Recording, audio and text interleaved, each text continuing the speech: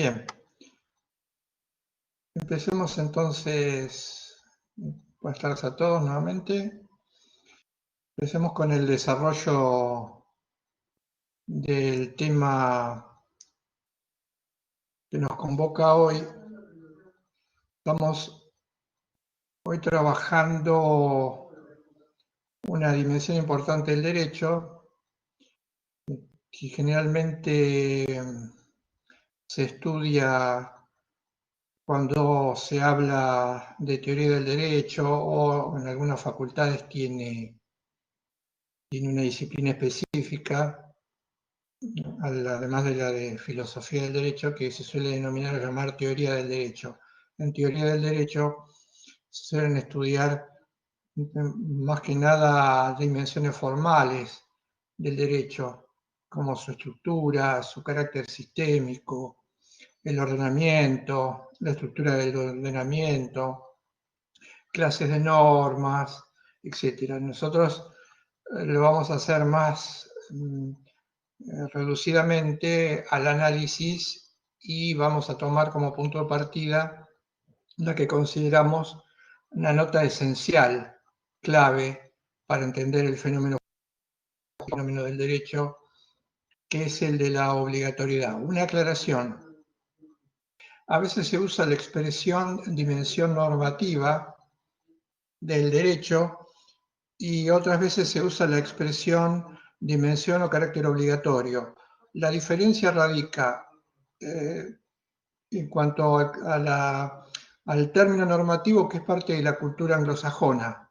Los países que tienen una cultura como el de common law, los teóricos del derecho usan generalmente la expresión normatividad, mientras que los que tienen raigambre germánica, como nosotros, usamos la expresión obligatoriedad. En los dos casos estamos apuntando al carácter vinculante, a la fuerza obligatoria del derecho, aquello que hace que el derecho se cumpla. Esto marcado para diferenciarlo, por ejemplo, de algunas teorías que se denominan teorías que estudiar concretamente al derecho como un sistema de normas.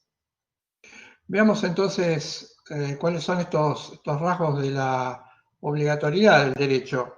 Dijimos que es una dimensión fundamental e importantísima porque algunos autores señalan que una teoría del derecho se juega en la medida en que es capaz de explicar en qué consiste la obligatoriedad de lo jurídico. Y si la teoría no puede explicar, o si los autores no pueden explicar esta dimensión, el derecho prácticamente queda reducido a una mínima expresión.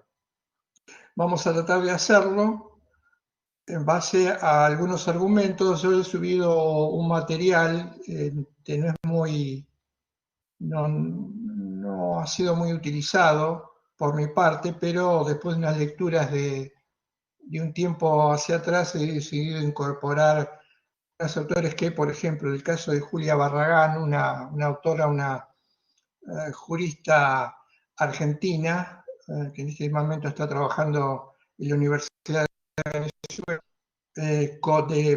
de muy aquilatada trayectoria y con ideas que son muy importantes, aunque académicamente no se trabajar de manera constante o habitual en la academia, sobre todo en la academia, aunque parezca una paradoja, en la academia argentina, ¿no? Entonces, me voy a basar en parte en algunas ideas de Julio Barragán y también en algún autor tradicional como el que manejamos nosotros, que es el alemán Heinrich Henkel. Entonces vamos a hacer un contrapunto entre estas dos perspectivas para intentar resolver este problema. Esta temática es una temática que acá habría que aclarar esto. En general suscita más preguntas que respuestas. Está o viene de la mano con la famosa discusión planteada, como yo les había dicho en clases anteriores, esa famosa discusión planteada ya hace más de casi 21 siglos entre la relación o no, vinculación o no entre el derecho y la moral. Dentro de esa estructura, de esa gran discusión es que se asienta el tema de la obligatoriedad o de la normatividad del derecho. Nosotros somos, y esto queda evidente en el transcurso de las clases, somos parte de aquel sector del pensamiento que considera que el derecho está vinculado con lo moral, en cuyo caso, si prescindimos de esto, como voy a tratar de ejemplificarlo, no vamos a poder demostrar la obligatoriedad de lo jurídico. Les decía, es más que nada formular preguntas a cuestiones que todavía están en debate.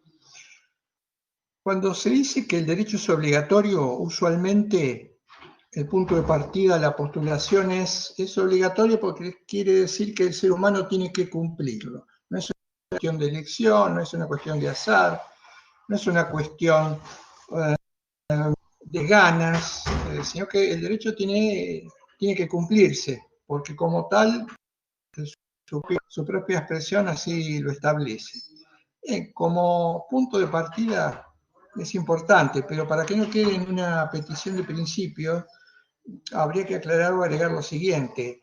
El derecho será obligatorio en la medida en que lo elaboremos conforme a ciertos criterios que lo conviertan en una herramienta para guiar la conducta.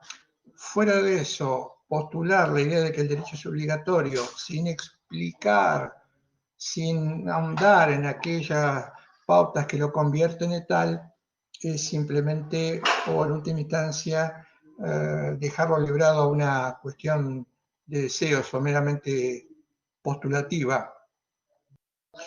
Y en ese sentido, si en una primera expresión el derecho tiene que ser cumplido porque es exigible, podríamos empezarlo planteándolo al revés. Plantearlo al revés sería pensar por qué no se cumple el derecho o a qué se debe su incumplimiento. Y el de plantearlo en sentido inverso no es una cuestión que sea de mera especulación teórica o de innovación por la innovación misma. Hay un dato que a cualquier persona aún no cercana al derecho puede percibir o se percibe en las sociedades actuales. Cuando digo en las sociedades actuales, digo sociedades que se han conformado, por ejemplo, desde 3 o 4 siglos hacia acá. ¿Qué es el incumplimiento de las reglas? Hay un libro altamente recomendable de un autor argentino que se llamó Carlos Santiago Nino, que lo plantea de esta manera, un clásico en la filosofía jurídica, moral y política. Él dice, el título del texto es La Argentina, un país al margen de la ley. En ese texto, la idea de Nino es marcar algo que sigue siendo parte, un mal endémico que sigue siendo parte de nuestra sociedad y que ella percibía que era la anomia, es decir, la tendencia en el sujeto, en el ciudadano, a incumplir las reglas.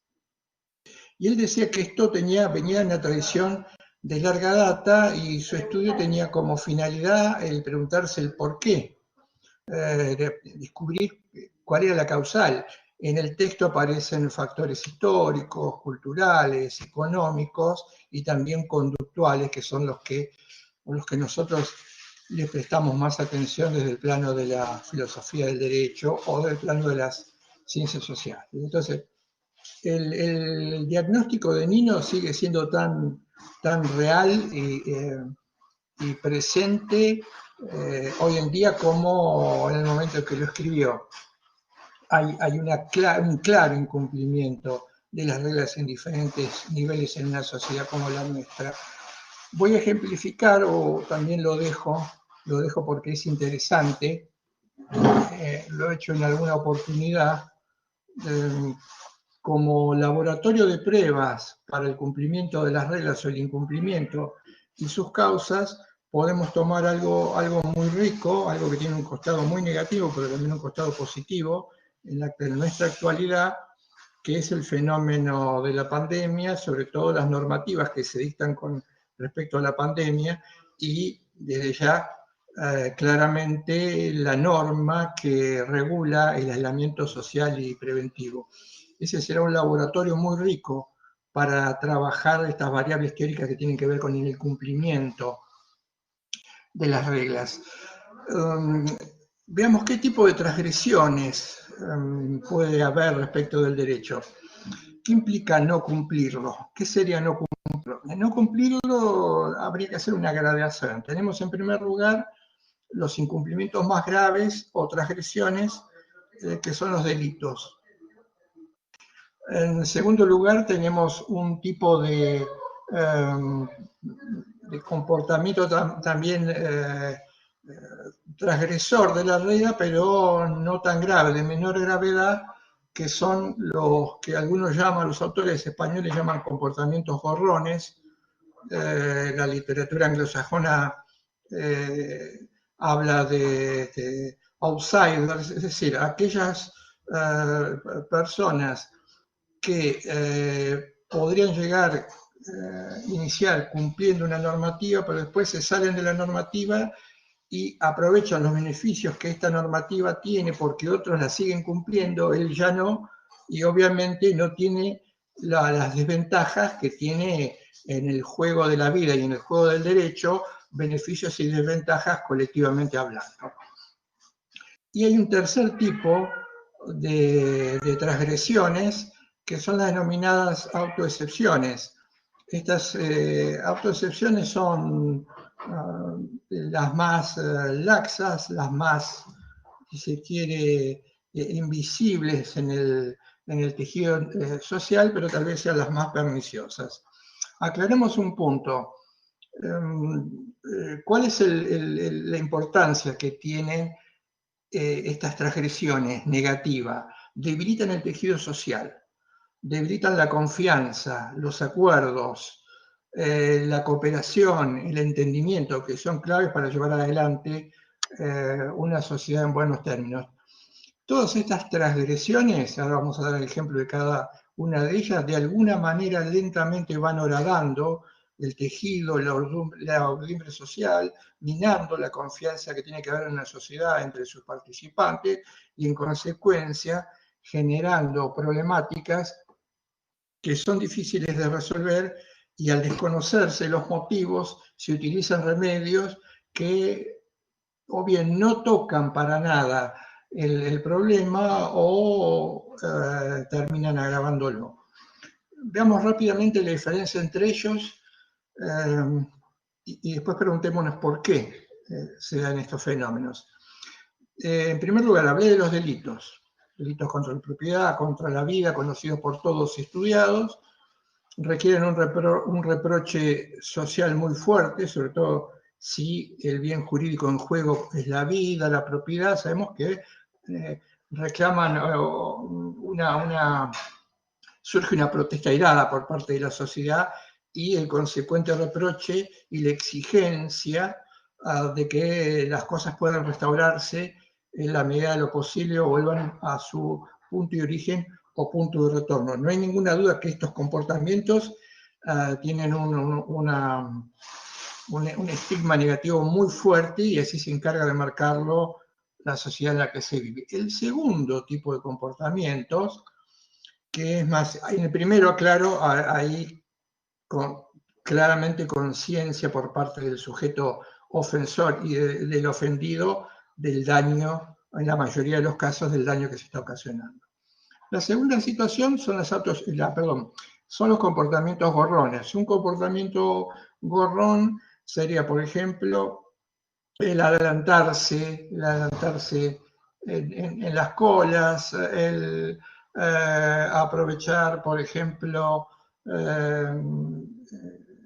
la utilización de la energía en ciertos contextos, que habitualmente en un criollo se conoce como el tema de colgarse, el hecho de realizar ciertas actividades que muchas veces están reglamentadas y exigen el cumplimiento de ciertos requisitos, exigencias para poder funcionar y,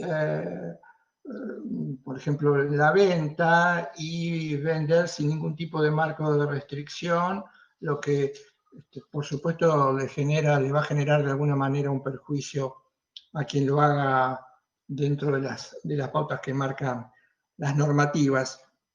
En estos comportamientos, eh, si bien quien lo hace, que lo percibe, descubre que ya hay algo que es negativo, no llegan a tener el reproche que tiene la transgresión o el delito mencionado en primer lugar, aunque a veces también son difíciles de percibir. Pero acá ya el rechazo no es tan intenso. Y vamos a la última, que son las autoexcepciones. Esto es muy interesante porque las autoexcepciones son tal vez las que más pasen desapercibido, porque a veces genera cierta naturalización o tolerancia, pero puede llegar a ser las que más incidan en la desconexión social. ¿Por qué? Porque son comportamientos que se repiten por miles, diariamente y cotidianamente. ¿Qué es una autoexcepción? Como su nombre lo indica, el sujeto evade el cumplimiento de una regla, infracciona, no respeta, no cumple, pero él supone que esto en última instancia es indoloro, es decir, está excepcionado y no genera ningún perjuicio y tendría que ser tolerado por los demás. El ejemplo donde se puede percibir muy claramente, esto ya lo marcaba Nino en ese libro, en esa época, es en el juego de las reglas, en el juego de las reglas de tránsito. Las reglas de tránsito son las que dan lugar tal vez a la mayor cantidad, multiplicada por miles y miles de personas, de autoexcepciones. Me refiero al estacionar en lugares en donde no se debe estacionar, en una rampa de discapacitados, la famosa doble fila, etcétera, etcétera. Todos comportamientos que nosotros hemos realizado, tal vez en poca o menor medida, hemos sufrido, tal vez en mucho mayor medida, y que conllevan a un resultado que implica desorganización, caos del tránsito, protestas, conflictos, todo lo que ustedes pueden percibir y pueden observar. En este tipo de excepciones, a diferencia de las dos anteriores, no suele generar un reproche o un reproche muy lavado socialmente hablando, incluso hasta una cierta tolerancia. Hasta a veces parece simpático, sí, son 15 segundos, ya vuelvo. Bueno, esa ventaja y es la viveza, y mucho menos un reproche marcadamente social. El problema es que estas conductas, y esto es lo que ocurre, tienden a naturalizarse. La tolerancia tiende a convertirlas en algo natural, y al convertirlas en algo natural empiezan a formar parte de una segunda naturaleza. Y esta segunda naturaleza ya es mucho más difícil de desmontar. Porque, y lo voy a aclarar en un ratito nomás, hay algo que hay que tener en cuenta. Si yo quiero modificar las reglas de tránsito de una sociedad, lo primero que tengo que hacer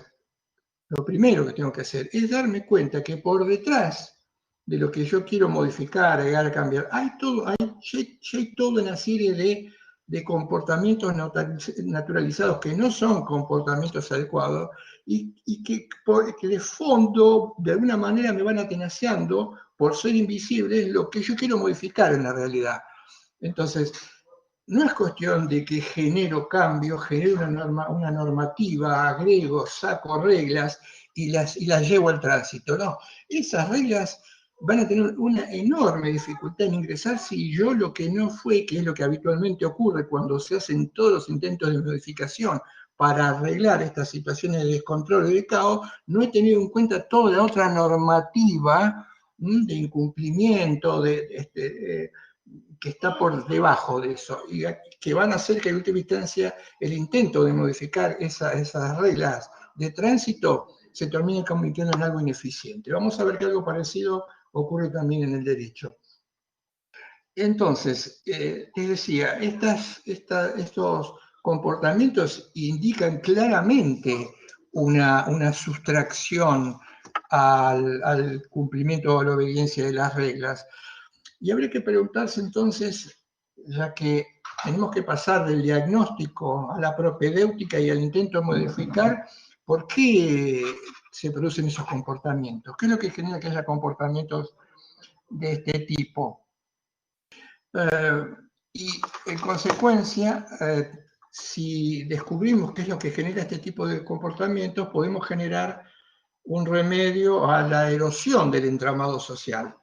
Este incumplimiento permanente genera, como dije, o erosiona el tejido social, genera la confianza recíproca, la reciprocidad, genera malestar, tensión de quienes forman parte de una sociedad.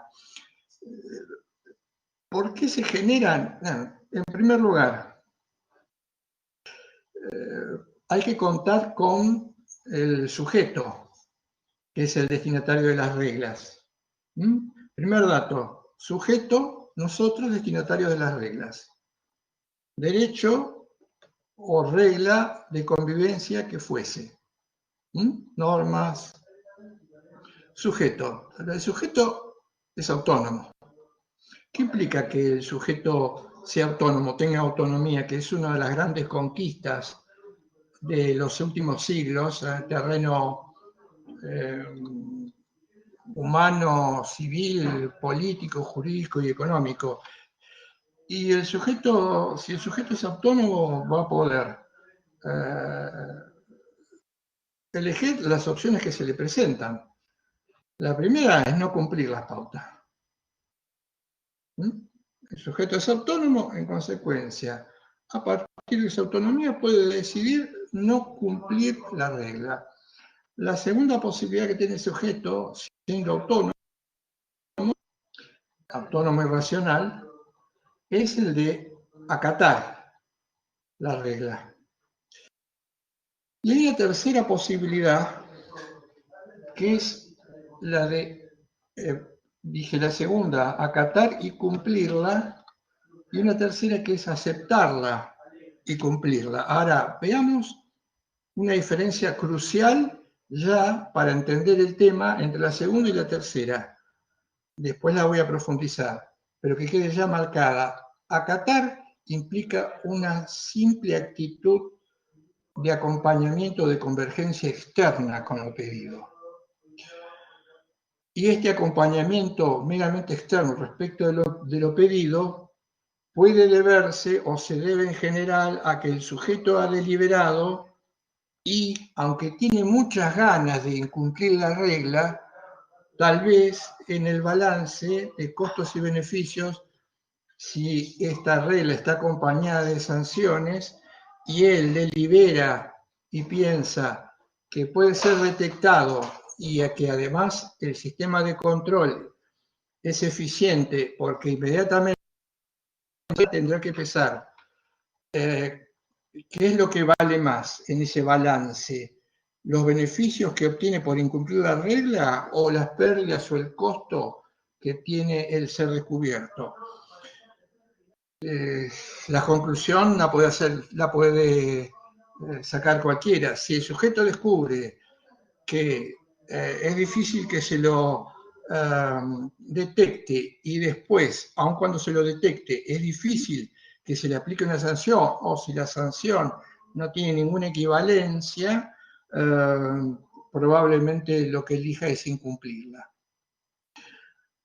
La diferencia está con el tercero, con la aceptación, que en la aceptación los sujetos, previa reflexión, incorporan en la deliberación esa regla que en última instancia, vamos a ver por qué, porque acá radica la clave de la obligatoriedad, terminan convirtiéndola en una disposición a cumplir, no por un motivo prudencial, no porque le tengo miedo a la sanción, no porque estoy habituado a obedecer, no porque en ese momento soy reflexivo, no porque mi actitud es una actitud de internalización de la regla, como en el caso de la obediencia de los animales, entonces ante el estímulo del mandato yo respondo, sino porque la acepto como tal.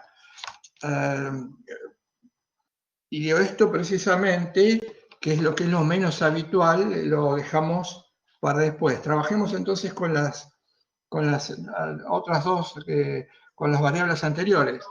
Dijimos, el sujeto se excepciona, el sujeto no cumple, porque es autónomo, porque es racional y porque está dentro de esas posibilidades.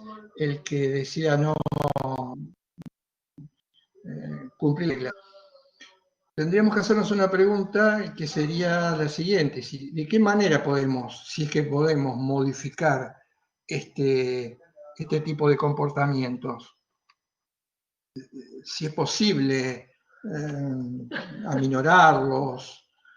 En principio, son comportamientos, y esto tenemos que retrotraernos a cuando analizamos al hombre desde lo antropológico, inevitables en función de que, como dijimos en su momento, conviven en el ser humano. Acá no hablamos de seres buenos, ni de seres malos, ni de seres perversos, ni de ángeles. En el ser humano conviven dos polos bien marcados y bien diferenciados, pero que ambos son parte de la propia estructura, naturaleza, condición humana, que era el polo personal y el polo individual. Pues bien, desde el lado del polo individual hay una tendencia al cierre, que después como virtud o como vicio social podríamos llamarlo o llamamos egoísmo.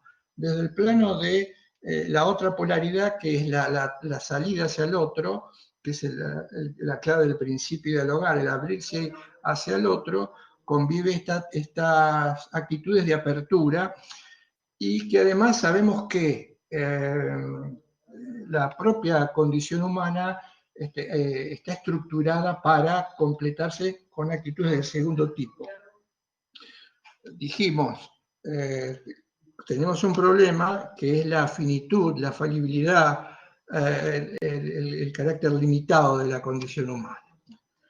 En esa explicación de fondo filosófica y antropológica se apoyaría de alguna manera la explicación lejana de por qué comportamientos de este tipo no pueden erradicarse, no pueden eliminarse, porque además, aun cuando podamos decir que mi comportamiento es marcadamente o mayoritariamente cooperativo o de apertura, siempre se produce los quiebres, siempre se producen las autoexcepciones, como el ejemplo que les acabo de dar, o muchas veces aceptamos reglas simplemente porque suponemos, esto es algo atávico, alguna especie de condicionamiento en el ser humano, prefiramos esquivar o evitar el temor, la sanción, el miedo, el castigo, que por otro motivo. Con este dato es ineliminable. Tenemos que contar con él para entender este tipo de comportamientos. ¿Qué es lo que se hace? ¿Qué es lo que se intenta? Si yo lo quiero modificarlo, bueno, sabemos que lo primero que se intenta es disciplinar el comportamiento. Lo que algunos autores llaman incentivos. Y dentro de los incentivos están los castigos, están las sanciones. Entonces, una primera respuesta sería, si socialmente hablando el ser humano incumple las reglas, lo que hay que hacer es lograr que las cumpla, y esto solo puede hacerse a través de un sistema aceitado de control y aplicación de sanciones o castigos o de penas desde el punto de vista jurídico. Porque de esta manera vamos a conseguir aquello que en principio el sujeto no quiere realizar, por el motivo que fuera. Estamos hablando, remarco esto,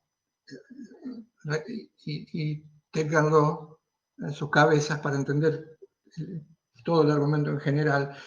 Lo que se trata de hacer es reforzar esa actitud externa hacia la norma. ¿Qué quiere decir reforzar esa actitud externa hacia la norma?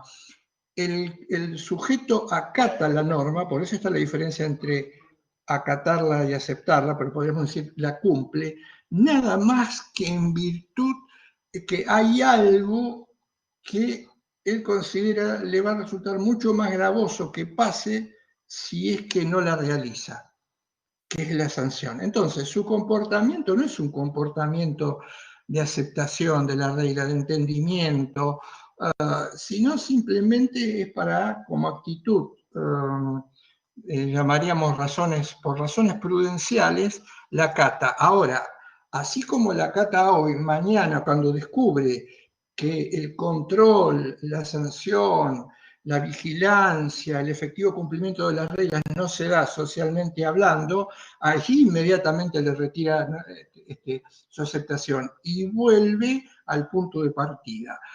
Pero además, y esto ya estaría indicando claramente lo deficitario de recurrir a esta metodología. Aclaro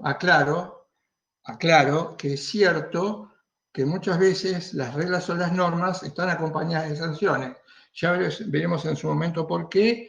Esto obedece a un motivo, pero claramente, como estoy marcando acá y con lo que voy a agregar a continuación, lo que pretende conseguir, que es la eficacia en el cumplimiento de las reglas, no se produce. Si no, fijémonos la estadística que marca la historia mundial. En segundo lugar, entonces lo que tenemos que hacer es reforzar el incentivo, reforzar los incentivos. Reforzar los incentivos implica el aumento cuantitativo de las sanciones. Pero no nos damos cuenta, y ocurre que cuando una sociedad se dé cuenta es un costo que muchas veces no quiere correr o no quiere asumir, no nos damos cuenta que acá hay dos problemas. Primero, las sanciones no se pueden ampliar hasta convertirlas en algo irracional o arbitrario, como a veces ocurre, porque inmediatamente hay, aunque parezca paradójico, una respuesta, una repulsa de la propia sociedad, que según algunos dicen muchas veces pena de muerte, pero después inmediatamente ante penas de este tipo retrocede y dice, no, el momento en que estamos en la cultura no podemos exigir este tipo de cosas. Bueno, pero por otro lado, se dice, bueno, pero tenemos que controlar más, claro, pero acá hay un problema adicional, un mayor control, si esto fuese posible, implica un mayor costo. Todas estas cuestiones se juegan también en una sociedad en términos de costo, pero además un control, si se quiere, perfecto, imperfecto, va a generar un nuevo problema que nos puede llevar a una espiral que no se corta nunca, es decir, claramente sabemos que muchas veces los controles fallan en dos sentidos, al menos, en que humanamente no es posible hacerlo constantemente, y segundo, que muchas veces hay cierta afinidad, forman parte de la misma cultura, el controlante y el controlador, y a veces la autoexcepción en muchos casos es visto como algo, bueno, si yo estuviera en ese lugar lo dejaría pasar, y entonces ahí ya falla el controlador. Bueno, a esto habría que agregarle un nuevo controlador, y un nuevo controlador porque siempre el problema podría volver a suscitarse. Con el enorme costo social, la ineficiencia que produciría todo esto, hace completamente, yo no diría totalmente, pero casi totalmente incompatible una mejora desde el punto de los incentivos por este lugar. Además del enorme costo fiscal que implica lo que a veces, sin pensar, de una manera espontánea, pero muchas veces irracional, reclamamos. Cuando reclamamos que haya más penas, que haya más control, más vigilancia, que haya más lugares de detención. Todo esto implica un enorme costo económico que seguramente casi ninguno de nosotros quisiese subir, porque es un costo fiscal. Todo esto implica la labor del Estado, y esa labor del Estado tiene que ser subvencionada con el pago que corresponde de parte de los ciudadanos. Independientemente de eso, en la empiria la eficacia es prácticamente mínima. Y un dato último, que quiero marcar importante, aun cuando consiguiéramos que los sujetos cumplan por el control llevado al paroxismo la regla, nos estaría faltando algo importante, que es la confianza que se genera en una sociedad, en un acuerdo de 2 o 20, de 10.000, precisamente el que las partes sepan que hay reciprocidad, estamos cumpliendo, estamos actuando en conjunto, estamos respetando los acuerdos. Esta confianza, que es la que le empieza a dar espesor al tejido social, que tiene que ver con la reciprocidad, no se puede conseguir aun cuando apunta, entrecomillado, estoy utilizando una frase común, consigamos que a punta de pistola los sujetos cumplan las reglas. El tejido social ya va a estar dañado, y no nos olvidemos, en el momento en que el control se relaje, el incumplimiento va a volver a ser la norma en el sentido de lo habitual. Si desechamos esta que deberíamos desechar, tendríamos que ver en qué plano podemos trabajar, Y acá estamos hablando de un nivel conductual, ¿sí? Estamos pensando el cumplimiento de las normas del derecho desde el nivel de la conducta del sujeto, porque es el sujeto al que se le dirigen las reglas o las normas, es el sujeto el que tiene que acompañar lo que la norma pide con su comportamiento, pero es el sujeto también el que tiene que decidir con juicio propio, llevar adelante no la actitud, es decir, que es una cuestión conductual y los mecanismos que en nuestra cabeza se manejan para que obremos o no en consecuencia. Una primera alternativa sería, en ese caso, y lo han hecho muchos autores en muchas teorías, es trabajar sobre lo conductual, trabajar sobre la conducta estratégica. La idea de que es posible educar el comportamiento estratégico. Cuando digo educar el comportamiento estratégico, digo convertirlo, como decía muy brillantemente un filósofo del derecho, uno de los más importantes con vida en este momento a nivel planetario, que es Habermas, decía, el lenguaje está indicando claramente dos posibilidades en el ser humano. El lenguaje está para comunicarse, para comunicarnos, pero también hay un cierto desvasaje, hay como un punto ciego, flojo del lenguaje que da lugar a el uso estratégico del mismo. Entonces, podemos trabajar en ese uso estratégico, en esa conducta estratégica de los sujetos ante la vida para convertirla, estaríamos hablando acá trabajando en favor de las actitudes altruistas y no egoístas, del hacerle comprender a los sujetos que los comportamientos debidos son comportamientos en todos los ámbitos a nivel cooperativo y no cooperativo. Esto sería trabajar sobre las actitudes estratégicas del sujeto, educar al sujeto y educarlo en el sentido no del aprender a leer y escribir, sino en educarlo en el sentido de hacer un adecuado y correcto manejo de sus posibilidades, un adecuado y correcto uso de su autonomía, ligado esto a la libertad y la responsabilidad moral. Este dato es eliminable, no se pueden modificar ni generar un buen derecho si no se trabaja sobre este aspecto conductual, y lo primero que hay que hacer al trabajar sobre este aspecto conductual es revisar esta actitud. Aclaro que no le es como somos muy amigos de lo inmediato, de lo rápido, de lo efectivo, de lo no reflexivo, políticas que son necesarias, pero que tienen o pueden dar sus frutos a mediano o largo plazo, generalmente no son consideradas.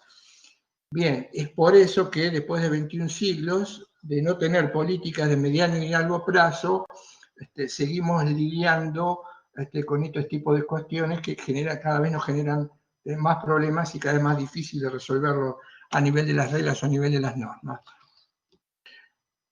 Pero También aclarar algo, que es lo siguiente. La modificación conductual no necesariamente va a generar un cambio social. Estamos hablando de trabajar en las cabezas de las personas, pero esto no necesariamente por obra de arte, de magia, pase el tiempo que pase, ipso facto va a producir un cambio en los comportamientos sociales. Y esto es algo que la mayoría de las recetas, teorías, puntos de vista se pasan de largo.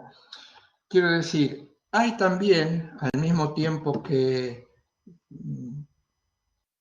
comportamientos intersubjetivos, algo que está por detrás, que lo soporta por debajo, y es lo que nosotros llamamos, denominamos, estudiamos en su momento como cultura,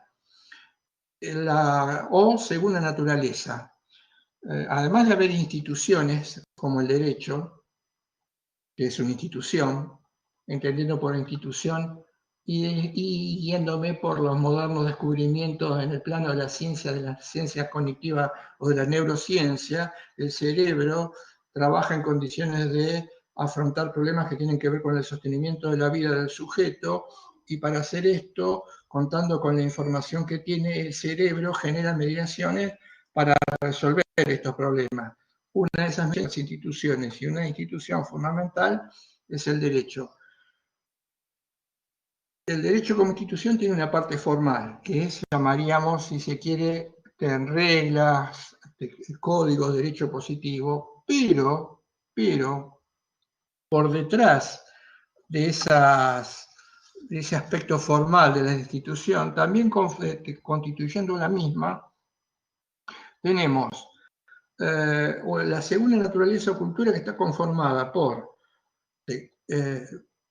conjunto de valores, sentimientos morales, hábitos de conducta, tradiciones, usos, costumbres, tabúes, bueno, todo este entramado que hay por detrás, que forma parte de la cultura y de la segunda naturaleza, que arropa en este caso las instituciones formales como el derecho, y que operan, diría, en silencio, constituyendo lo que algunos llaman facticidad social, pero siendo necesaria para el desarrollo de los seres humanos, no puede desconocerse, porque no alcanza con trabajar a nivel conductual en la cabeza de las personas. Hay que trabajar sobre la segunda naturaleza o cultura, porque probablemente los comportamientos que los sujetos en ese momento revelen como tales tengan que ver con la cultura, con las pautas, con los hábitos, con los modelos de comportamiento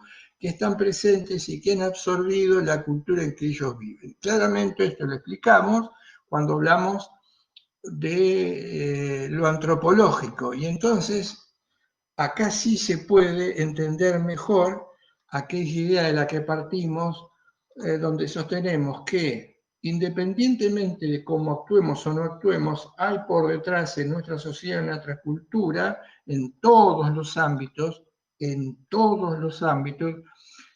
hábitos, pautas, formas de actuar o de interactuar ya consolidadas. El problema es saber si esas pautas o hábitos de conducta ya consolidados son los adecuados o no.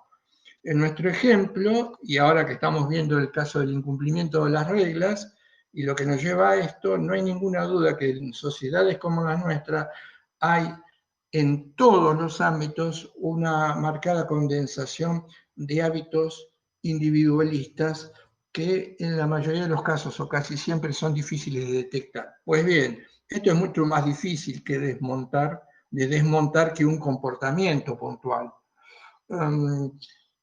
Esto sería, para hacer, estoy pensando, alguna analogía que pueda servir, pero como pretender, si vivimos en un lugar anegado, con agua, con tierra, y tierra y polvo, y la ropa está permanentemente sucia, y queremos vestirnos en algún momento que alguien se vista de manera tal que permanezca limpio, es pretender hacerlo cambiar de ropa cada vez que se ensucia, porque cada vez que, aun cuando se cambie de ropa, esa ropa limpia le va a durar 5 minutos porque el ambiente está lleno de polvo, de tierra, humedad.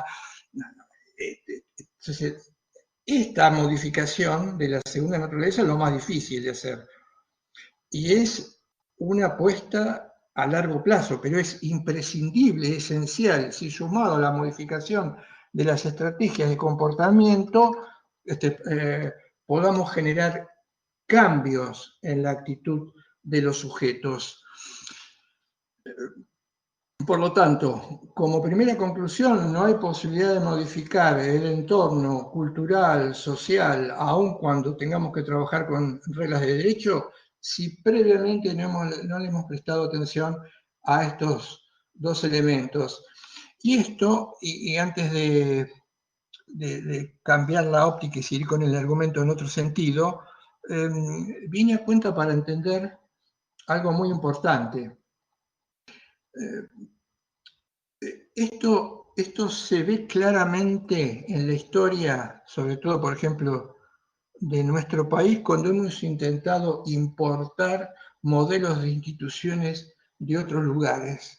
El problema es que hemos importado modelos institucionales de otros lugares, pero no hemos importado la cultura de esos otros lugares. ¿Esto qué quiere decir? Que como nos ha pasado muchas veces, cuando quisimos armar el diseño institucional, ¿qué quisimos hacer? Vamos a traer un diseño institucional que sea el mejor, el más novedoso, el más impactante, el mejor. Entonces, ¿qué trajimos? La Constitución de Estados Unidos de Norteamérica, a la que hicimos algunos cambios e intentamos convertirla en nuestra Carta Fundamental. Bueno, de hecho fracasó. ¿Por qué? Porque importamos de alguna forma la Constitución de Estados Unidos de Norteamérica, pero claro, con la Constitución no vino la cultura. Y la cultura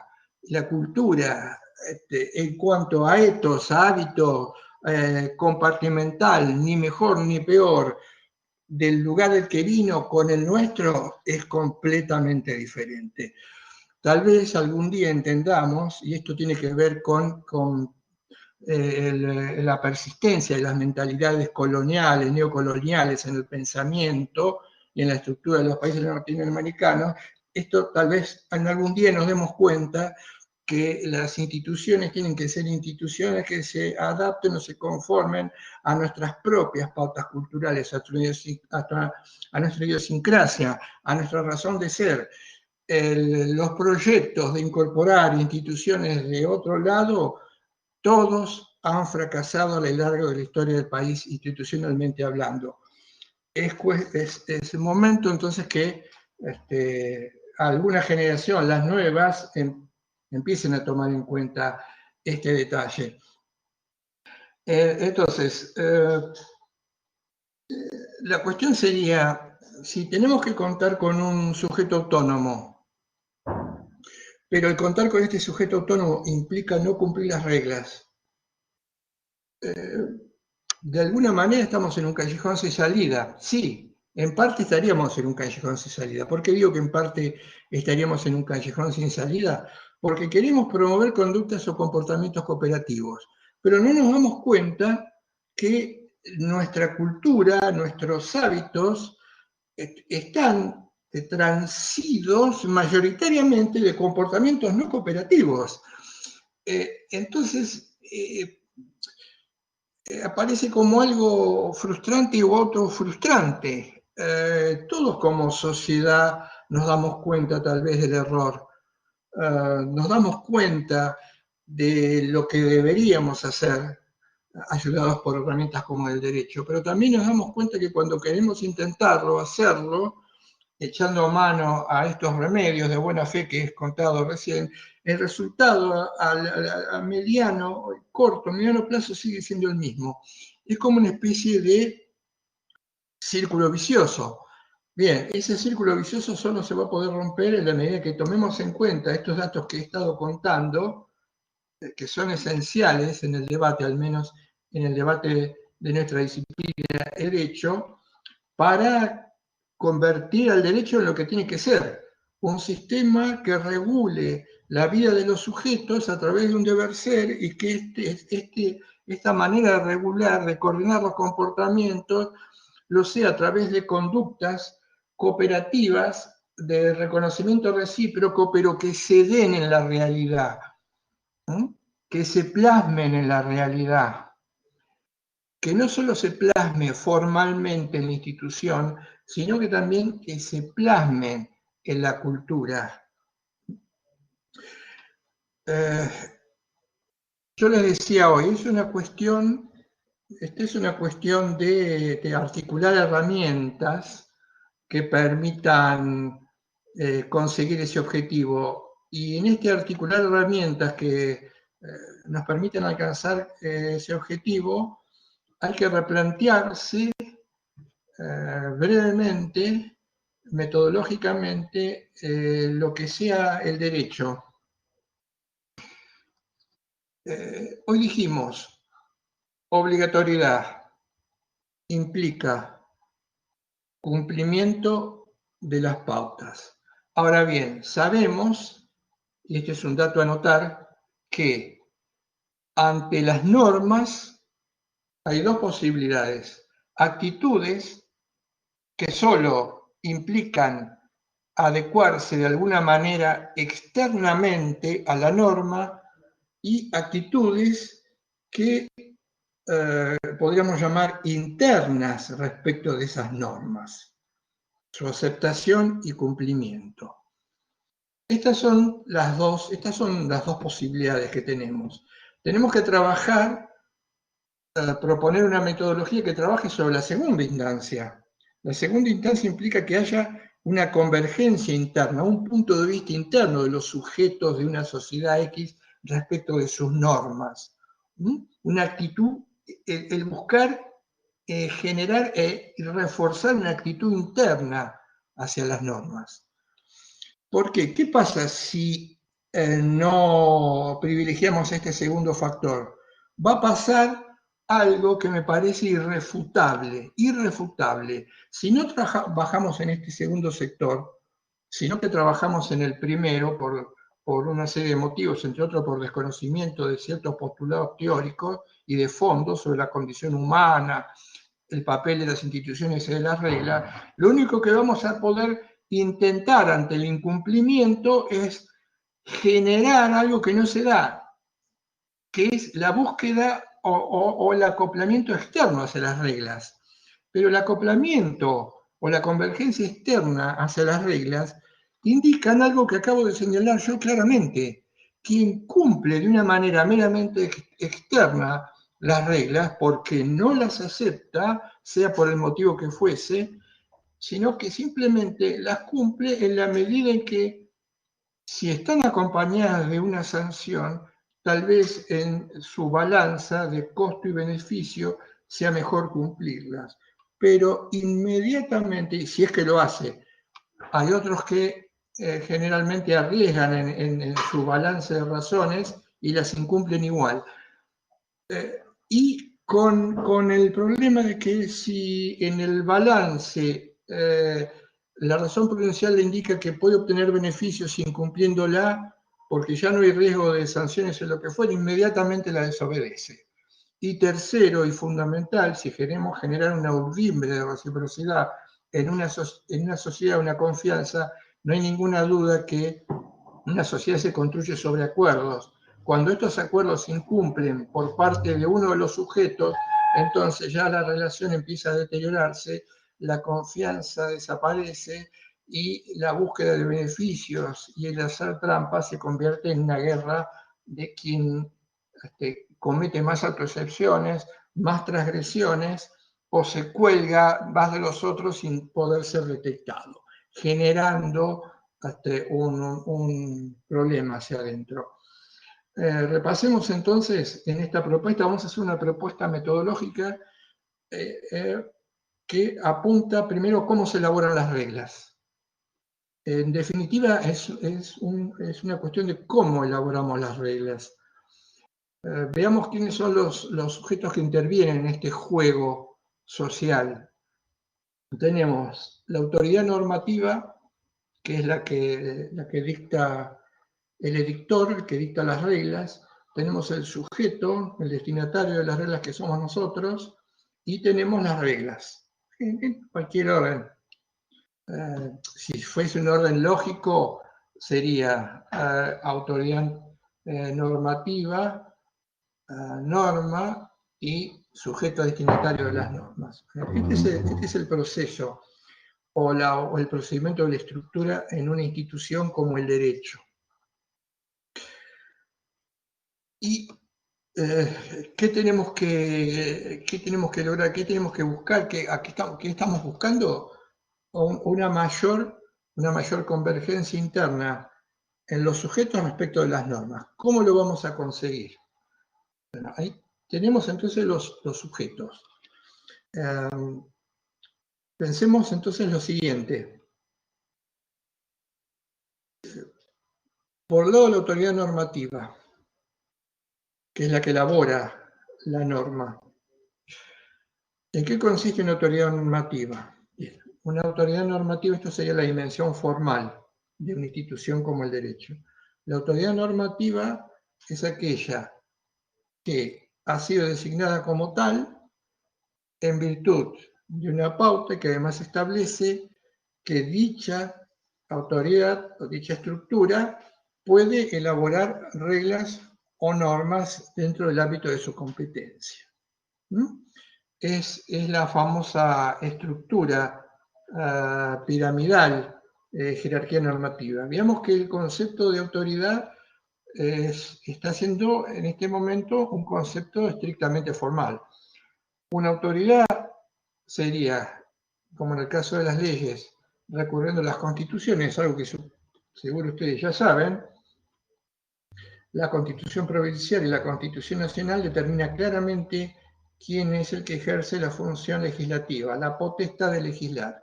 Esta potestad de legislar viene articulada por una norma que establece quién es la autoridad competente para legislar y qué es lo que puede hacer. Acá claramente aparece el diseño de la autoridad normativa. Y en consecuencia, que su disposición, su mandato, su orden, sea legal, tenga legalidad. Bien, ya lo sabemos, esto lo establece la Constitución, no vamos a entrar en la discusión de cuál sería el último fundamento, pero el primer dato es que con esto no alcanza para que una autoridad sea legítima. La legalidad no alcanza para que una autoridad sea legítima. ¿Por qué? Me quiero referir a esto. El concepto o de que alguien tenga autoridad va más allá de una propiedad empírica. La autoridad de alguien no puede ser definida en términos empíricos si es que pretende ser legítima. Quiero decir con esto que 5 personas puedan mandar a una persona porque tienen más fuerza y se constituyen a sí mismos como autoridad, no las convierte en tal, porque el hecho de que puedan imponerle su criterio de 5 contra 1 es una cuestión meramente empírica. Y una cuestión meramente empírica, lo meramente empírico no puede justificar nada, aunque de hecho ocurra. Estamos hablando en 2 planos. Algo que convierte, o lo que convierte a una autoridad en legítima no es una propiedad empírica. No es ni la cantidad, ni las armas, ni la manipulación, ni el uso de la fuerza, ni el tenerlo engañado por su origen divino. Eso no constituye de ninguna manera una autoridad legítima. Pero ¿por qué hacemos hincapié en la necesidad de una autoridad legítima para elaborar las normas? Porque tenemos que evitar la famosa paradoja de la irracionalidad. La paradoja de la irracionalidad juega de esta manera. Si nosotros tenemos, por un lado, un sujeto al que consideramos autónomo, y autónomo implica desarrollar su modus de vida, su modus operandi a través de su juicio propio, y esto en realidad implica la autonomía y la racionalidad, ¿cómo es posible que al mismo tiempo y por otro lado tengamos una autoridad que en función de un principio de jerarquía tenemos que obedecer y que esta autoridad nos diga que tenemos que realizar cosas que no son decididas por nosotros mismos y que tal vez en algunos casos o a veces totalmente sean contrarios a los propios deseos o intereses del sujeto. Acá se plantea la paradoja de la irracionalidad, porque el problema está si siendo un sujeto autónomo obedezco a otro que es heterónomo, entonces dejo de ser racional. Mi seguimiento es irracional. Pero si por otro lado la autoridad dicta aquellas reglas que exclusivamente tienen que ver con los propios intereses de las personas, entonces la autoridad como tal sería irrelevante. Bueno, hay que resolver esta paradoja. Y la paradoja se puede resolver en función de que veamos que hay una manera de entender la autoridad en donde ésta, si bien empieza siendo heterónoma, después se convierte o deja de ser heterónoma su mandato u orden porque empieza a convertirse como algo que es exigido por por el propio juicio del sujeto. Pero esto hay que recorrer un camino largo. ¿Cuál es el objetivo? Que la autoridad normativa, formalmente hablando, legalidad sea legítima. Y para que sea legítima, esa orden, ese mandato o esa norma se incorpore al circuito de liberación del sujeto y que el sujeto la cumpla, pero como si fuese un mandato elaborado por él mismo. Ahí se rompería la autonomía, ahí se respetaría la heteronomía, perdón, ahí se respetaría la autonomía y entonces ahí podríamos estar hablando en presencia de una... dijimos, el segundo, por de pronto entonces, que esto juegue de esta manera, a mí no me da ninguna respuesta, no me da ninguna respuesta satisfactoria al hecho de que se me pide un punto de vista interno respecto de la norma que dicta la autoridad. Primero que me demuestre que la paradoja de la irracionalidad no está presente. Por eso Negri dice, es interesante leer uno de los primeros capítulos del trabajo de él, en donde analizando a un autor argentino que se llamó Manuel Río, él dice, ninguna imposición, se está discutiendo sobre el poder, ninguna imposición, ya sea de un ser humano, de un grupo de seres humanos sobre otro, se puede avalar porque carece de razón suficiente, que es de alguna manera lo que estoy contando acá.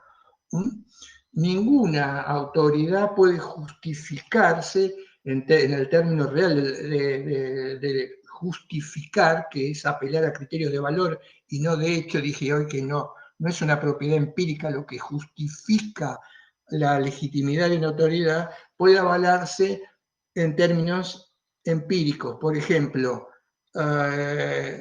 mandar a otro en función de mayor poder, mayor fuerza, poderío, etc. Que esto de hecho puede ocurrir y que haya autoridades que se crean que son autoridades y personas que admitan ser mandadas, aun con contrarían tal vez porque no lo conozcan, la paradoja de la irracionalidad, y esto sea una mera cuestión de hecho de fuerza, por ejemplo, de despliegue de fuerzas armadas en una sociedad política dada, sigue convirtiendo esa autoridad en una autoridad de facto, ilegítima por donde se la mire.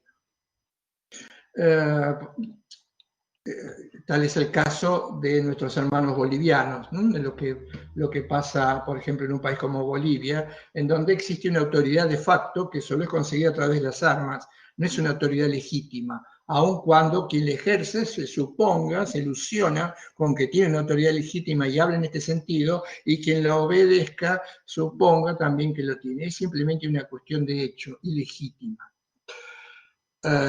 Por eso aparecen muy claros el reino del ser y el deber ser. Volviendo entonces al elabora las normas. Tiene que elaborar la norma. ¿Qué es una norma? A ver, un breve excurso sobre lo que sea una norma. Una norma, hay varias acepciones, pero tal vez la más interesante es la que dice que una norma es el significado o el sentido de una enunciación o una oración del lenguaje emitida en forma prescriptiva. Para aclararlo, el lenguaje tiene dos dimensiones básicas. Usamos el lenguaje para describir y usamos el lenguaje para prescribir. Cuando yo uso el lenguaje para describir, por ejemplo, afuera está lluvioso o se está haciendo de noche, simplemente estoy describiendo algo. Estoy haciendo como una especie de, sacándole una foto a lo que está afuera, la realidad. Ahora, cuando yo prescribo, no describo nada. Cuando prescribo, puede ser un ruego, una orden, un mandato, un consejo. Lo que estoy pretendiendo es modificar las condiciones, en este caso, modificar la situación del otro, que haga algo o deje de hacer algo. Bien. Este es el sentido o el significado que hay que buscar en el lenguaje. ¿Dónde lo buscamos en el caso específico del derecho, de nuestro métier? En la ley que es texto escrito. Por eso, cuidado, ojo, tal vez ya se los han enseñado o lo sepan, y si no, no pueden salir de la facultad sin esta idea. No podemos hacer equivalentes o sinónimos leyes con normas. Son dos cosas diferentes. La ley es un texto escrito, como lo es esencialmente el derecho, considerada fuente del derecho, pero la dimensión normativa en punto de estructura lógica no es la ley, sino el sentido significado que podemos extraer de la ley.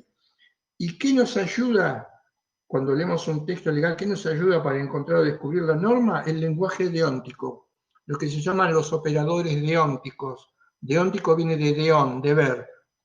Entonces, cuando nosotros encontremos frases como estar obligado, deberá, tiene derecho, tendrá que cumplir, entonces ahí vamos a descubrir cuál es la norma. Ustedes saben que una norma, como estructura lógica, es un condicional que tiene dos partes claramente separadas. Un antecedente, que es o predicado fáctico, que es unas condiciones de hecho generales, porque las normas son generales y abstractas en principio. Si hablamos del legislador, cuando el juez la aplica, la concreta es una norma individual, que es la sentencia. Un universo de personas y de situaciones. Y después viene el operador deóntico que une la parte del fáctico con lo que tiene que cumplir. En la norma hay algo que está prohibido, hay algo que está permitido y hay algo que es obligatorio. Por eso es deber ser. En general se trata de un deber hacer. Entonces tenemos antecedente, consecuente, operador deóntico. Ahí tenemos la estructura de la norma. El papel fundamental lo va a jugar o lo juega, en principio, cuando elaboramos la ley, el segundo ingrediente, que es el operador deóntico y aquella conducta que es pautada como obligatoria, permitida o prohibida. Bien. Y un último elemento, que es el sujeto al que está destinado la norma, el destinatario de la norma. Y acá, en este último ingrediente, que es el sujeto, vamos a ver dónde se juega lo clave, lo fundamental, que va a estar en la elaboración y va a estar en el ulterior comportamiento del sujeto. ¿Por qué? En el trabajo que yo les subí, en uno de los trabajos, que es de Henkel, Henkel dice algo muy importante. Él dice que por eso fue el extracto que hice del libro. Él dice, el derecho establece exigencias de comportamiento. Al establecer exigencias de comportamiento, se supone, o qué se presupone, que hay un ámbito, hay una esfera del comportamiento humano que está libre de los condicionamientos de la ley de la naturaleza o de la naturaleza. ¿Mm? Esto quiere decir, ustedes saben que la naturaleza se rige por leyes causales, porque no hay libertad, hay repetición. En cambio, en el hombre no se rige por leyes causales. En el caso del derecho y la moral por leyes normativas, porque está el ámbito de la libertad. El derecho juega con esa capacidad que tiene el hombre de dar una respuesta libre, por eso también está el cumplimiento y la transgresión, porque si no, no habría libertad. Dice Henkel, está sustraída a la forzosidad de la naturaleza, porque precisamente somos libres, y en la medida en que somos libres, somos responsables. Acá aparece otro elemento del derecho, la responsabilidad. Por eso el derecho a mayor libertad, mayor responsabilidad y a su vez mayor respeto por la idea de autonomía. Si a nosotros, como a muchos les gustaría, tuviéramos que hacer las cosas simplemente porque otro las quiere hacer y las ve de esta manera y no nos deja ningún resquicio para actuar en el sentido contrario, estaríamos sometidos forzosamente a una especie de ley de la naturaleza, pero ya allí no habría libertad y ni siquiera habría responsabilidad. Estos que a algunos les gustaría hacer con las personas, déjenlos y pensémoslo, para a veces no avalarlo, para los animales. Los animales sí pueden internalizar reglas de comportamiento a través de la sanción y del castigo.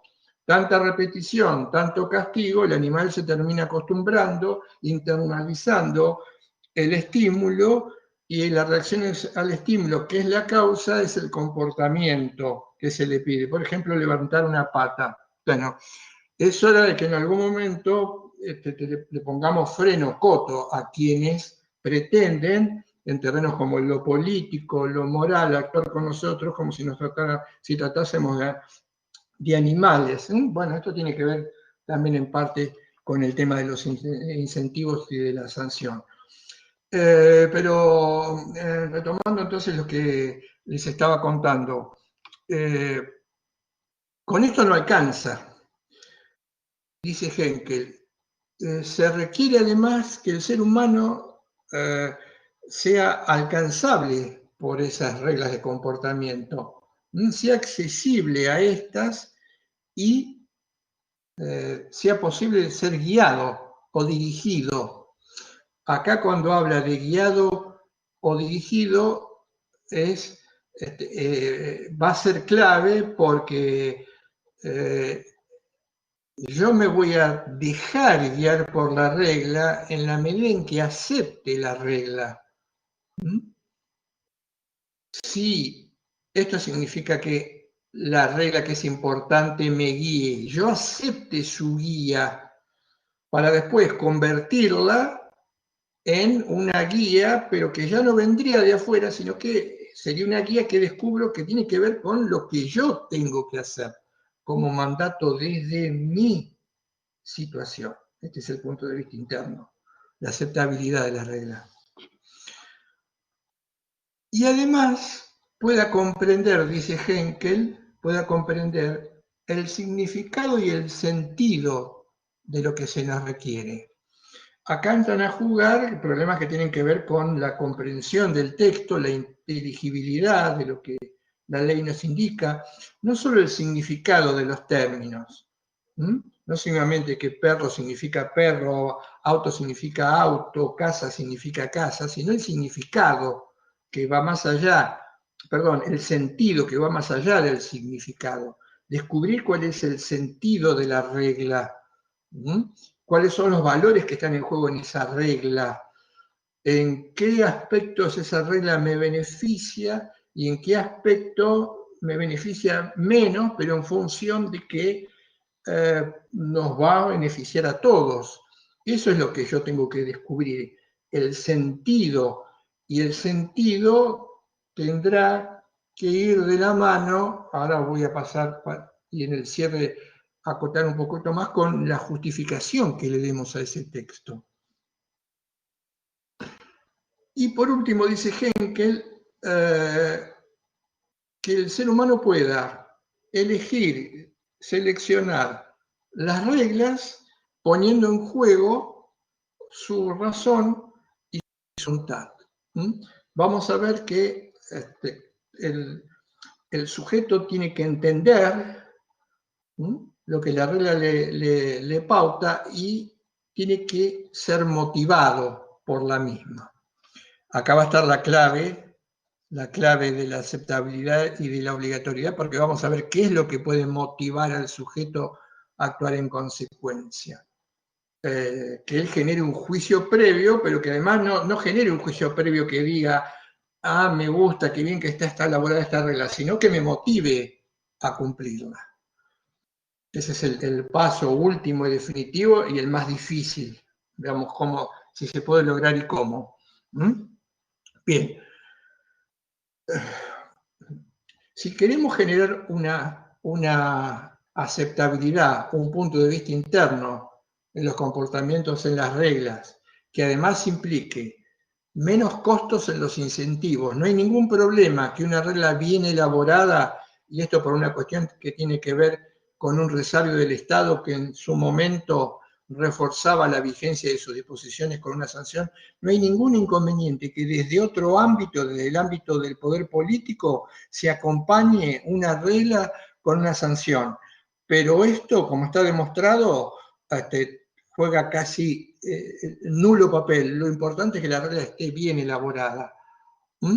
Porque si la regla está bien elaborada, lo que hace que la aceptemos, el reforzamiento de esa actitud, que es una actitud de cooperación no refractaria, no estratégica, se puede trabajar. Se puede trabajar sobre la persona, se puede trabajar sobre virtudes tales como el altruismo, la honradez, la cooperación, sobre eso se puede trabajar. Lo importante es que la regla esté bien elaborada. Con estos dos ingredientes, más la modificación del entorno cultural, que por ahí nos lleva a comportamientos que son disvaliosos, probablemente la aceptación de las reglas se dé en la medida en que deba darse, y entonces esto haga que el derecho sea obligatorio y entonces de alguna manera haga que el derecho pueda funcionar socialmente hablando. Si no, no funciona o funciona a medias, siendo muy generoso. Además, evitar costos transaccionales, como los que explicaba hoy, que tenían que ver con incentivos que no permiten generar eficacia en las reglas. Y además de estos costos transaccionales, crecimiento en la urdimbre, en la confianza, en la solidaridad, en el tejido social que tienen que venir de la mano del derecho. Y por otra parte, entonces, ese comportamiento interno que reforzaría la actitud hacia las reglas. Y vamos a la última etapa, la etapa clave, que es la conformación, que es la elaboración. Bien, dijimos, hay una etapa prelegislativa, cumplimiento de las leyes. ¿Cómo se hace una ley? Julia Barragán nos dice, hay una etapa que es previa a la ley, que generalmente se descuida, pero que es la más importante, que es la etapa prelegislativa. En esa etapa prelegislativa, que es previa a la sanción, promulgación y después entrada en vigencia, hay como una serie de reglas metodológicas que hay que cumplir y que hay que seguir para obtener el resultado final, que es una buena norma y que sea aceptable. Vamos a tener entonces, primero,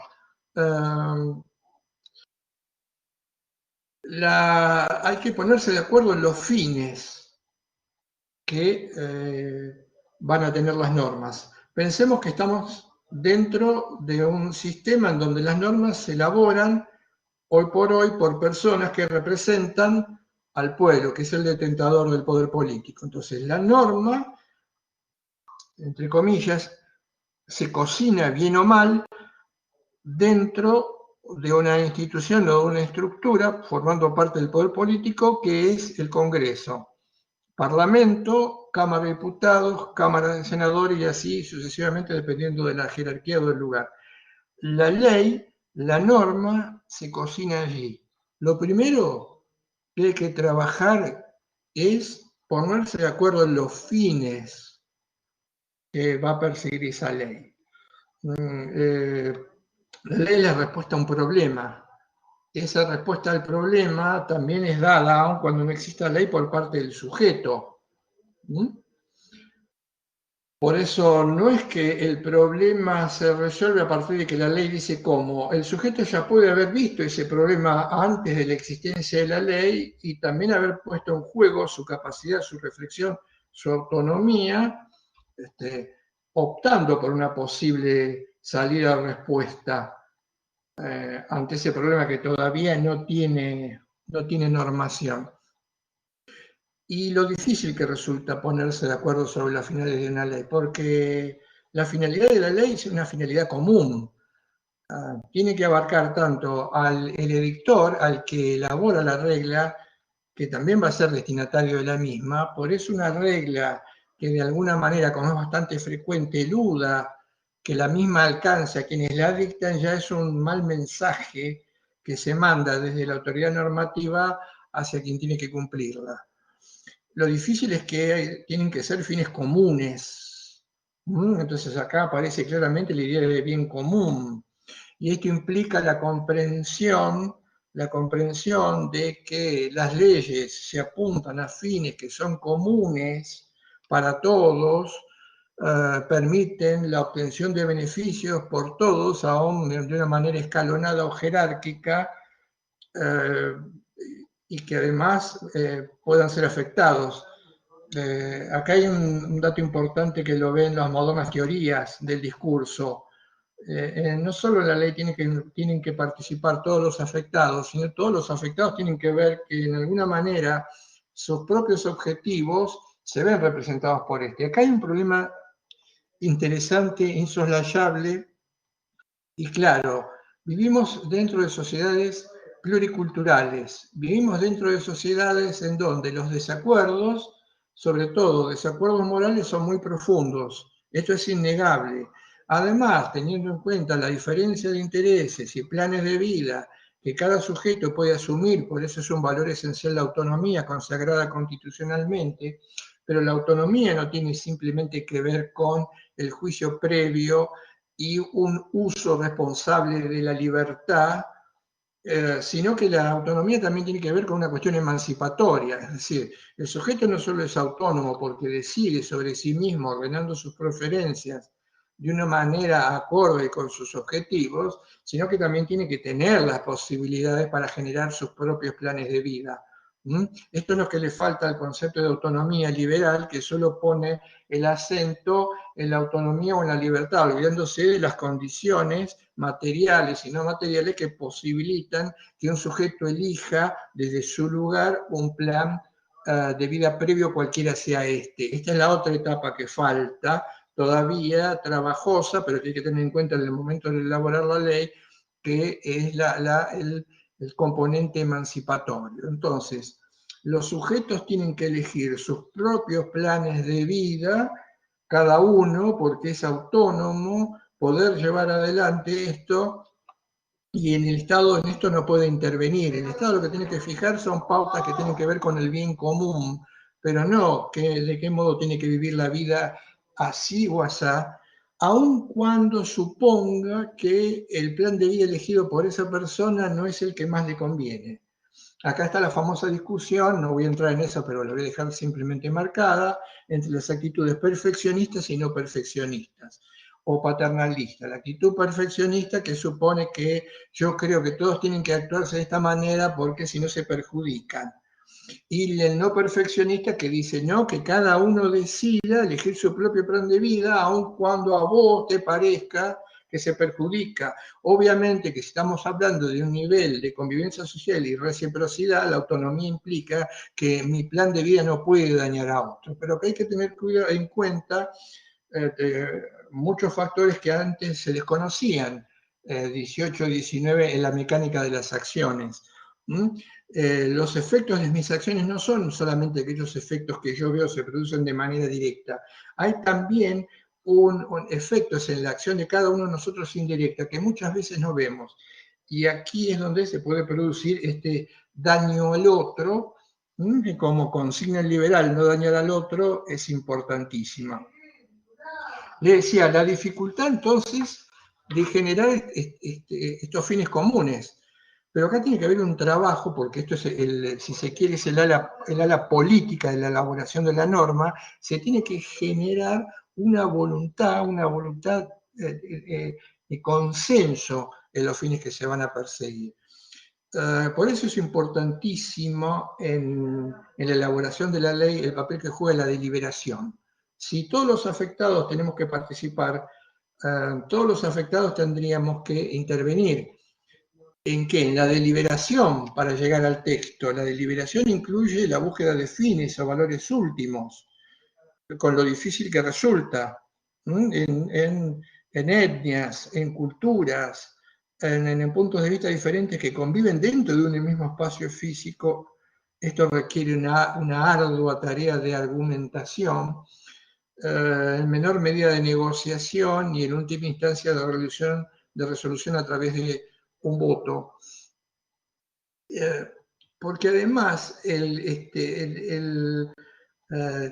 toda ley tiene ciertos objetivos a cumplir, tiene una fundamentación, o justificación subyacente. ¿En qué consiste esta justificación subyacente? La ley, y en el universo que decide incorporar, tiene que, de alguna manera, responder, aunque sea en mínima medida, a las expectativas de los sujetos que van a ser afectados por la ley. Esto quiere decir dos cosas. Primero, ninguna ley puede beneficiar o maximizar los intereses de un sector totalmente sin ninguna restricción. Segundo, en el consenso de los intereses y objetivos que la ley tiene que respetar, teniendo en cuenta varias miradas, todas esas miradas tienen que estar de alguna manera representadas en el texto. Yo tengo que verme de alguna manera identificado en el texto desde mi lugar, aunque esto implique recortar de alguna forma los beneficios que pudiera obtener con la ley, porque este recorte va a favor del colectivo, pero tampoco yo puedo estar conforme y aceptar una ley que desconoce completamente mi lugar, mi posición o mi situación en la sociedad. Lo digo claramente cuando se habla de leyes que tienen que consensuar respecto de minorías culturales como las étnicas y los pueblos originarios que son reconocidas en la argumentación, pero después tal vez en el resultado final del texto no se ven representadas. Y esto es esencial. ¿Por qué es esencial? Primero, porque si la ley no se acepta después de una adecuada reflexión, entonces aparece el derecho, la posibilidad legítima de la objeción de conciencia y la desobediencia civil si se trata ya de leyes macro que no contemplan los intereses en mínima medida de las personas. El bien común se consigue de alguna manera con un aporte. Si mis objetivos son personales, también tengo que pensar que puede haber objetivos comunes y que ciertas restricciones a mis objetivos personales, en definitiva, van a ir a esos objetivos comunes, que después a la larga nos van a terminar beneficiando a todos. Esto tiene que ver con las reglas de la cooperación, el fomento de las actitudes de cooperación o actitudes altruistas. Entran en juego los valores, hay muchos valores: libertad, autonomía, solidaridad, valores colectivos, y en cada caso estos valores que son importantísimos, que tienen que incorporarse a la ley, tienen que ser ponderados. Si bien es cierto que los valores se juegan o aparecen en cada situación, también lo es que es difícil hacer una tabla de valores en una sociedad determinada. Hay muchos valores y estos valores, llegado el momento y en la situación concreta, tendrán que ser ponderados. Bueno, esta tarea es esencial al momento de elaborar una ley. Ponderar aquellos valores que a lo mejor pueden estar en juego a favor o en contra de una disposición. Por tomar un ejemplo muy sencillo,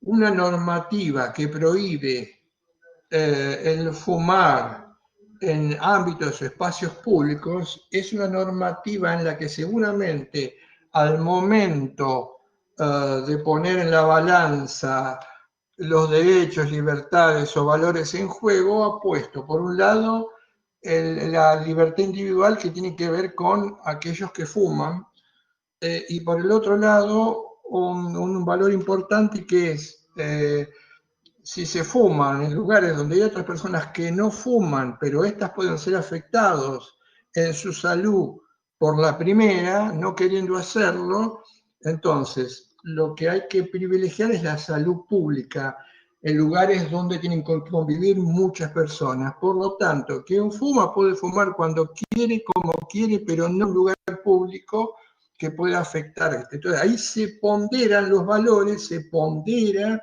y la sentencia indica que prima, tiene preponderancia el valor público o la salud. No se le dice a la persona que fuma, no fume más, no, se le dice fume las veces que quiere y donde quiere, pero en última instancia en un ámbito privado, porque esto le va a generar un daño al otro. Y a quien no fuma no se le dice no van a existir más los cigarrillos, se les va a prohibir a todos fumar o se les va a coser de la boca para que no le hagan, no, se les va a decir, no, vamos a lograr algo muy importante, en el lugar donde esté, si es un ámbito público que tiene que compartir con otros, usted puede exigir que esa persona no. Bueno, este es un ejemplo sencillo, hay cuestiones más importantes en las que a veces tal vez no sea difícil llegar a un acuerdo, a un consenso. De todas maneras, la argumentación es vital. Uno de los déficits de la elaboración de la ley en un sistema representativo como el que tenemos es que muchas veces la argumentación deja paso a la negociación, que también es importante, pero la negociación ya no implica la argumentación. La negociación tiene que ver con el mayor peso, con el toma y daca, con el incumplimiento de ciertas reglas que tienen que ver con la deliberación.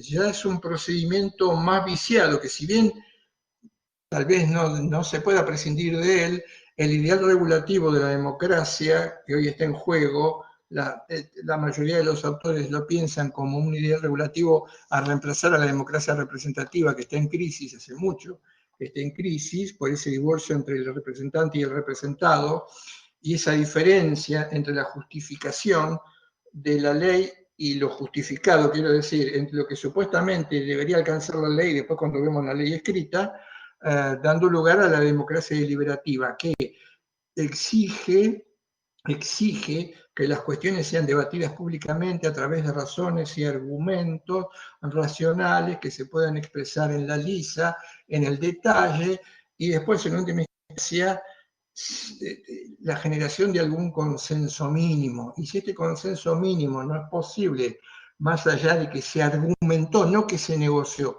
se argumentó, tenga que aparecer la instancia del voto. Pero esto va a hacer que se logren dos cosas.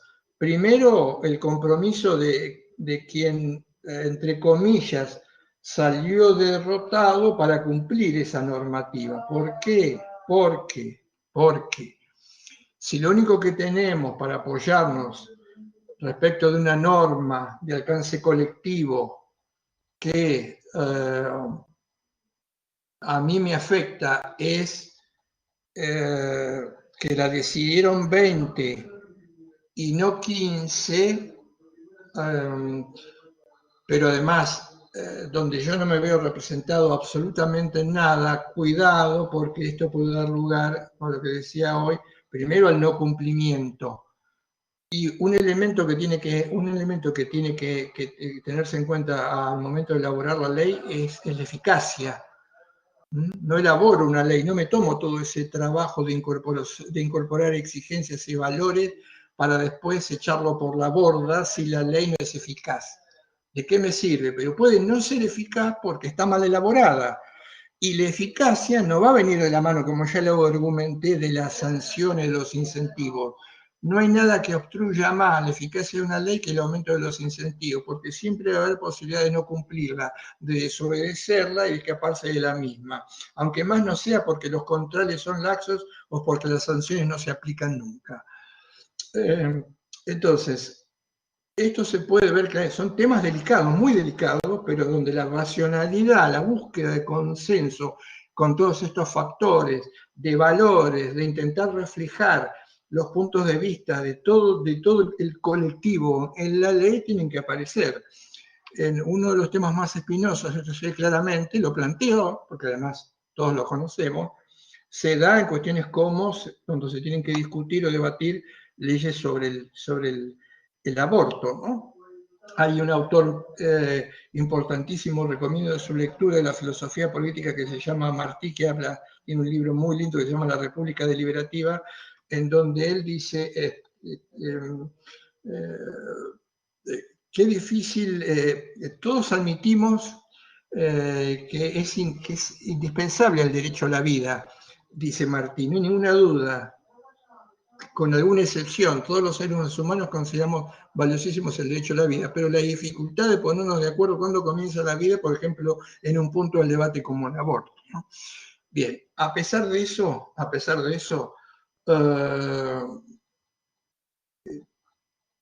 el juego implica que, o debería implicar que de alguna manera esté en A o esté en B y en algo se había representado mi punto de vista, tenga que aceptarla y luego incorporarla. No nos olvidemos que van a ser muy pocas aquellas leyes que no restringen algún interés, algún derecho, algún deseo, que no vayan de alguna manera en contra de alguna preferencia mía, y si la ley está bien elaborada, tiene que ceder esto, cuestión subjetiva, para que sea más valioso a nivel común. Entonces le decía, estas estrategias de contener los valores y este punto de vista que permita generar una eficacia en la regla.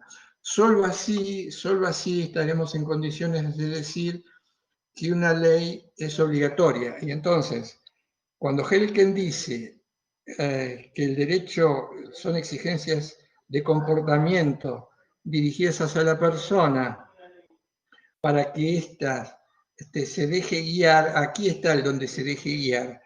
Si la ley me muestra a mí, y además es necesaria porque la autoridad normativa tiene mucho más información que yo para resolver un problema, si la ley me demuestra que se han dado todos estos recaudos que he marcado, no hay ninguna duda que se va a convertir en algo que yo considere como necesario de realizar. Se me va a motivar a aceptarla y a cumplirla. Pero entonces ya no va a ser un mandato autónomo de la autoridad, sino va a ser un mandato que surge de mí mismo. Ahí se convierte en autónomo.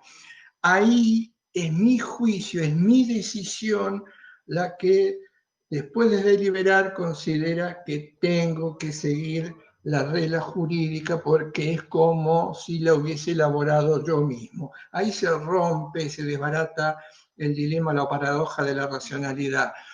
Ahí la autoridad realmente es legítima y ahí se puede decir que yo estoy tomando un punto de vista interno, estoy reforzando la convergencia de mi actitud interna respecto de las reglas.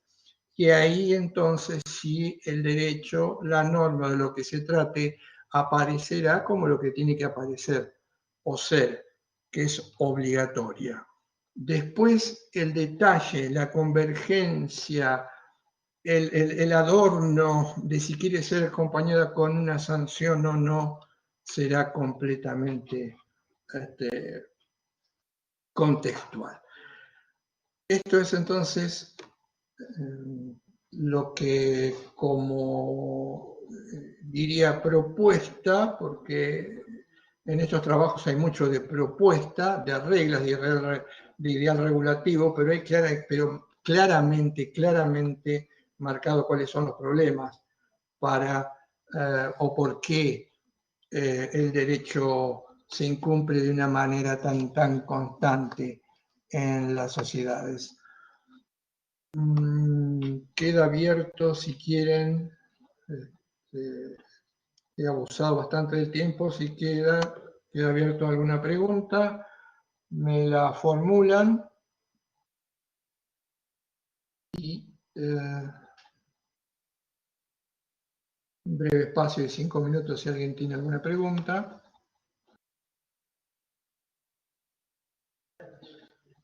En el material que les subí tienen claramente marcadas todas estas cuestiones. Por un lado, el de Henkel, que abre una especie de marco general respecto de lo que sea el derecho y su obligatoriedad, y el otro, que es lo que se necesita para que se pueda hablar de una norma obligatoria, qué es lo que está en juego. Recomiendo también la lectura del libro de Carlos Santiagonino, Un país al margen de la ley, donde él allí ejemplifica claramente esto lo que les conté al comienzo, sobre todo en el ámbito de las reglas de tránsito. Bien, si no hay ninguna cuestión, pregunta o objeción, les agradezco haber participado y nos estamos viendo en el aula virtual. Buenas noches a todos y gracias.